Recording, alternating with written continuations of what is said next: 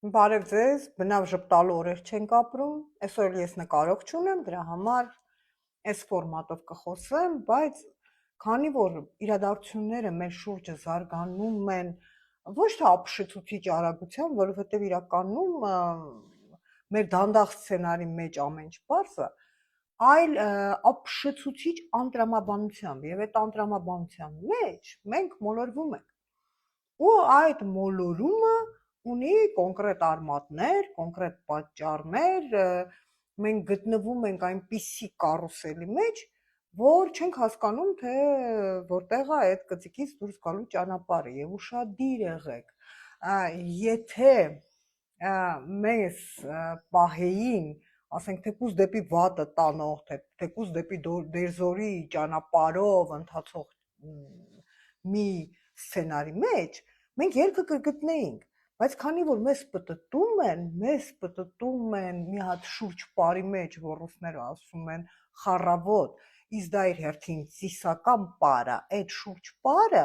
հասկանում եք, միշտ նախորդում եւ հաջորդում է ինչ որ ծեսի, հիմնականում նախորդում է,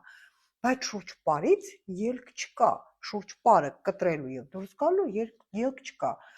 Եվ միշտ հասկանում ենք, որ շուրջ պարի գլխին կանգնած է այսպես կոչված կուկլավոդը, բայց հավատացեք, մեր իշխանություններից որևէ մեկը երբևէ կուկլավոդ չի եղել, դրա համար հիմա որ ասում են Սերժ Սարգսյանն է իշխանությունը տվել Նիկոլ Փաշինյանին, թեթևակի ծիծաղս գալիս է, որտեղ Հայաստանում իշխանափոխություն անել եւ դնելը եւ ձևավորելը միշտ եղել է Մոսկվայի ձեռամբ եւ այդպես էլ կշարունակվի։ Իհարկե հիմա Մոսկվայի թուլացման հետ մեկտեղ դրան գումարվել է նաև թուրքական գործոնը, բայց եկեք դրա մասին հիմա չխոսենք, առաջ չգնա։ Որն է խնդիրը։ Խնդիրն այն է, որ մենք բոլորս շատ պրիմիտիվ կենդանիներ ենք եւ բոլորս ղեկավարվում ենք արքետիպերով եւ մշակութային այն կոնստրուկտներով, որոնց մեզ միշտ պարտադրում են կոնկրետ վարք։ Այսինքն չկա սիտուացիա, որի մեջ մենք որևէ մեկս կդրսևորենք ինչ որ մի աներևակայելի ուրիշ պահվածք, այդպիսի բան չի լինելու, մոռացեք, օրինակ, վտանգի դեպքում, ցանկացած վտանգի դեպքում, մարդը ունի 3 սցենար, չորրորդը չկա, նա կամ սառում մնում է ապաթիայի մեջ, նա կամ փախչում է վախից, նա որոշում է ագրեսիայի եւ ադրենալինի մի ալիք է ունենում եւ որոշում է կռվել։ Չորրորդ սցենար չկա, այդպիսի պրիմիտիվ կենդանիներ ենք մենք։ Բան ասում ես գուցե խնդրենք բաց թողնեն, ոչ, խնդրելուց եւ բաց թողնելուց որևէ բան չի փոխվելու։ Եվ այդ սցենարների մեջ կա նաեւ հետեւյալ վարվեցողության տիպը, որ մենք բոլորս վաղ թե ուշ ենթարկվում ենք մեզ ղեկավարող էլիտաների պահվածքին, հոգեկերտվածքին եւ սցենարներին, ոչ այն պատճառով, որ այդքան դեպիլ ենք, այդքան ապուշ ենք, այս ազգահասք չի եւ այլն, այլ որովհետեւ էլիտաները, այսինքն մեզ ղեկավարողները, մեր ծնողները եւ Աստված գտնվում է մի իմաստաբանական գծի վրա։ Էտա, եւ մենք կարող ենք ընդվզել իհարկե մեզ ղեկավարողների դեմ, ինչպես մեր ծնողների դեմ, ինչպես միշտ անում ենք, մենք կարող ենք ընդվզել Աստծո դեմ, ինչպես սովորաբար անում ենք, կամ հաճախ, կամ հազվադեպ, չգիտեմ, բայց մենք չենք կարող չենթարկել այն մշակութային ստերեոտիպին, որը մեզ թելադրում է։ Իսկ մեր էլիտաները իրենց հերթին բաժանվում են դասական արքետիպերի, որովհետև յուրաքանչյուր արքետիպ ունի իր հստականունը եւ վարվելակերպը։ Տեսեք օրինակ, մեր առաջին նախագահ Լևոն Տեր-Պետրոսյանը, դա իմաստուն մարդու արքետիպներ, իմաստուն մարդը միշտ մի քիչ կախարդ է, իմաստուն մարդը միշտ կարող է չտեսնել դբանից դրսից, բայց տեսնել ներսից, նույնիսկ եթե հիշում եք Լևոն Տեր-Պետրոսյանի շատ վիրավորական մականունը, բայց որ ասում են քոր, մինչև հիմա մտքումս անցնում էր, որ ախր կույրը ինքնին դասական առումով, դա թագավորին ուղեկցող մի հատկություն է, Էդիպից սկսած, եւ այդ կուրությունը պետական կուրություն կարող է լինել, կարող է մարդկային կուրություն լինել, բայց կուրության հետևանքով մարդը տեսնում է հոգով։ դա շատ եւ շատ գուշակների, շատ նրանք էլ են, չէ, իմաստուն մարդու արքետիպի մեջ, այլ Լևոն Տեր-Պետրոսյանը իմաստուն մարդու արքետիպն էր եւ եթե հիշում եք Լևոն Տեր-Պետրոսյանի օրոք ահավոր հարգի էր դարձել ուսումը բանը բոլոր բուհերում սարսափելի հսկայական ալիքներ կար ընդունվող ուսանողների, բոլորը մասնակցում էին հնարավոր ծրագրերի, մարդիկ ունեին ուսման կուլտ, այսպես ասած, ուսման պաշտամունք, որովհետև բոլորի ուղեղում կապ էր հաստատվել, որ ահա մեր էլիտաները ուսյալ են, ուսյալությունը իսկ իրական ուսյալ են, հա, Լևոն Տեր-Պետրոսյանը իրապես իմաստուն մարդու արքետիպ է, ուսյալության շնորհիվ կարելի է հասնել բոլոր հնարավոր հաջողությունների, որոնք մենք բոլորս գնալու ենք դեպի ուսում եւ այդ իմաստուն մարդու արքետիպը նույնիսկ հրամայական էր աշխարհում, կներեք Հայաստանում, նույնիսկ այն ժամանակ, երբ որ փոխվեց իշխանությունը եւ եկավ մյուս արքետիպը մարդը ինքը իրեն է անվանել, հիմա ձեռ առնելով շատ ենք ասում, բայց warrior, հա, պատերազմող մարդու արքետիպը։ Ռոբերտ Քոչարյանը հենց իսկապես զինվորի, հա, պատերազմող մարդու արքետիպն է իր բոլոր դասական պահվածքներով, անողոքությամբ, անզիջումությամբ, կարծրամտությամբ, որովհետև բավականաչափ կարծրամիտ մարդ էր, անհողդողտ եւ պրիմիտիվ սկզբունքներով, կրոնի երկրորդացմամբ, որտեղ Նիցշեն էր ասում, որ դու կամ ռազմիկ ես, կամ կրոնավոր ես, դու երրորդ տարբերակ չունես, բայց ուշադիր եղեք երկրորդացմամբ, այսինքն երկրորդական դերում, ոչ թե կրոնի մերժմամբ, ոչ թե կրոնի ժխտմամբ, այլ կրոնի երկրորդացմամբ, ասենք, եթե Լևոն Տեր-Պետրոսյանի մոտ սկզբում գիտություններ, հետո կրոնը, ապա Ռոբերտ Քոչարյանի մոտ սկզբում զենքներ, ուժներ, հետո կրոնը։ Սերժ Սարգսյանը վաճառականի արքետիպն է, վաճառականը մենք ունենք նույնիսկ հունական դիցաբանության մեջ, այդ հայտնի Հերմես աստվածը, հետո Մերկուրի աստվածը հռոմեական դիցաբանության մեջ, դա այն մարդն է, որ անընդհատ գործարքների մեջ է։ Եվ այդ գործարքներով փորձում անգլիացիների ասած մի բառ կա outsmart ինչ որ մեկին եւ outsmart անելով գնալ եւ հասնել իր համար ամենաշահեկան տարբերակի։ Ընդ որում շատ հետաքրքիր է, յուրաքանչյուր հաջորդ ղեկավար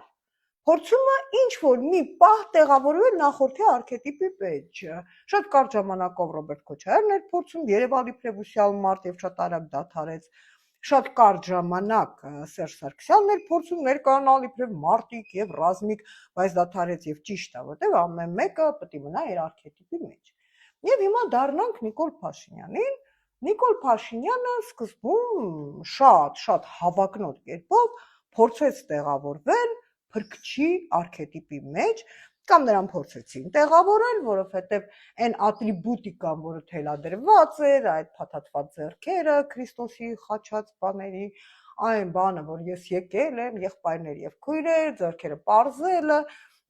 եւ շատ բաներ, մեզ հուշում են, որ ահա եկել է փրկիչը եւ այդ փրկիչը իրականացնելու է փրկման գործողություններ եւ ամբողը մի անգամից զգաց այդ արքետիպի թելադրանքը, բոլորը սկսեցին գոռալ փրկիչ, բայց փրկիչի արքետիպի մեջ տեղավորվելը ահավոր ծանր գործ է, որովհետև փրկիչի արքետիպի մեջ տեղավորվելու ժամանակ նա դու պետք է ունենաս փրկության մեկին փրկելու առաքելություն, հա, դու պետք է լինես այն բուժողը, դարմանողը, թեպետ բուժողը առանձին արքետիպ է, դե եթե կուզենաք դրա մասին կխոսեմ։ Այսինքն այդ փրկիչ այդ տարբերակը շատ քիչ աշխատեց, որտեղ օրինակ ես հիմա չեմ ուզում իմ այս ճանաչողական կրթական ռոլիկում ասել, թե մեղավոր է Նիկոլ Փաշինյանը զոհերի համար, թե մեղավոր չի, բայց այնուամենայնիվ նրա անունը ասոցիացվում է ուրիշների զոհողության հետ։ Իսկ փրկիչը պետք է զբաղվի ինքնա զոհողությամբ։ Դրա համար նա եւ արյունը, երբ որ կապվում է մարդու հետ, նա այլևս չի կարող ուրիշի արյունը, անմեղ թափված արյունը։ Եթե մարդու անվան հետ կապվում են, ասենք օրինակ հղի կնոջ Շարասյան մահը ամենասակրալ բանն է մահանում է կինը եւ երեխան չծնված առանց փրկության հույսի դուք հասկանում եք որ այդ նման ասոցիացիաներից հետո այլևս փրկչի տարբերակը հնարավոր չէ եւ նա փորձեց շատ կարճ ժամանակով էլի տեղավորվել բանի գիտուն մարդու իմաստուն մարդու իմացող մարդու արքետիպի մեջ եւ այդ արքետիպը նույնպես չաշխատեց, որովհետեւ այնքան բաց թողումներ են թույլ տալիս նրանք երկուսով ամեն վարքյան զուտ որ տարական կրթության հետ կապ ունի եւ պարզա որ մարդիկ այդ տարական կրթությունը չունեն եւ դրա համար այդ գիտուն մարդու արքետիպի մեջ Նիկոլ Փաշինյանը չի տեղավորվում նա շատ կարճ ժամանակով փորձեց տեղավորվել նաև մարտիկի ռազմիկի կարգավիճակի մեջ դա եւ Ղարաբաղյան պատերազմի սկիզբն էր դա եւ վերցնենք Չաքուճը չգիտեմ բան չէ մուրճը մանգաղը մոտ այդ ասոցիացիաներն են հա սովետական թեմայի գնանք ջարդենք եւ չտեղավորվեց կրկին հիմա նա տեղավորվում է ջոկերի կերպարի մեջ, տրիքստերի կերպարի մեջ, մարդու, որը զազրախոսում է, որտեղ եթե հիշում եք ջոկերը, տրիքստերը, որպեսզի պատկերացնեք, ասենք նույն բանի թագավորի կողքը գտնվող խեղկատակն է, բայց ուշադիր եղեք, խեղկատակը կարող է շատ խելացի լինի եւ տեսանող, բայց ինքը երբեք չի կարող լինել աստվածային ուժի եւ հեղինակության մարմնավորում բայց ինքը կարող է լինել կայուն արքետիպ եւ այդ ջոկերի, տրիքստերի արքետիպի մեջ, որի մեջ հիմա ինքը ամուր տեղավորվում է եւ որը իրեն հաջողվում է, որովհետեւ դա իր էության հետ կապ ունի, մեջ մտնում են անընդհատ խաբեությունները, անverջ մանիպուլյացիաները, հայ-հոյախառն բառապաշարը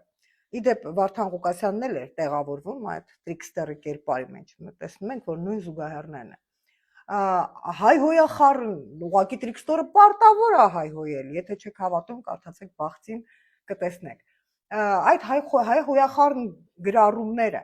ինչու է նա տեղավորվում տրիքստերի կերպարի մեջ, մի պարզ պատճառով, որովհետև տրիքստերը ուղիղ ասոցիացվում է սատանայի արքետիպի հետ։ Իսկ սատանան դա մութ, դեմոնական, անտանելի, բայց ուժը եւ իշխանություն, այսինքն մենք հասկացանք, որ իշխանություն ունենալու համար պետք է անպայման դու լինես որևէ արքետիպի կրող եւ ժողովուրդը ավտոմատ ենթարկվում է այդ արքետիպին եւ կրում է այն